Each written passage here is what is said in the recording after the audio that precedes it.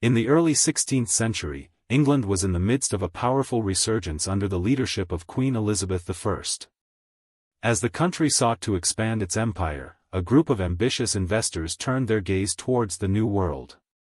In 1584, Sir Walter Raleigh obtained permission from the Queen to lead an expedition to establish an English settlement on Roanoke Island, located in what is now Dare County, North Carolina.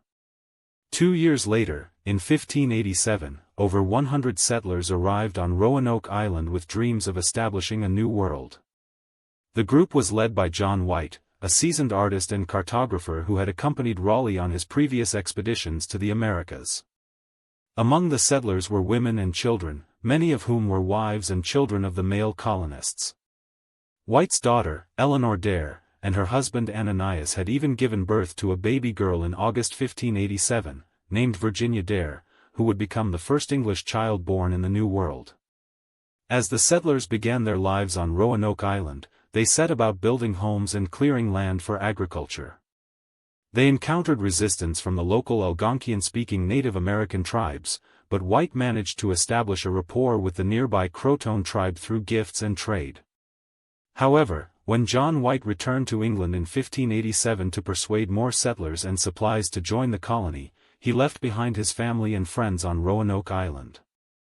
He expected to be back within 6 months, but a series of unforeseen events intervened, including the outbreak of the Anglo-Spanish War, which made it impossible for White to return to America immediately. 3 years passed before John White was able to set sail for Roanoke Island in 1590. As he approached the island, he anxiously anticipated being reunited with his loved ones and resuming his role as governor of the colony. However, upon landing on August 17, 1590, he found a haunting scene, the settlement completely abandoned, not a single sign of struggle or conflict, but rather the cryptic message, Croton, carved into a post near the fort. There were no bodies and no evidence of violence, just an eerie feeling that the settlers had vanished into thin air. Theories abound about what happened to the lost colony. Some believe they integrated with local Native American tribes, taking on their customs and ways of life.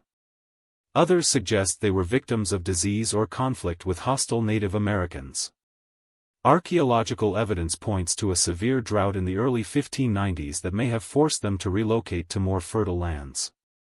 Despite centuries of investigation and numerous expeditions, the fate of Roanoke settlers remains one of America's oldest unsolved mysteries, a haunting reminder of the perils faced by those who ventured into the unknown.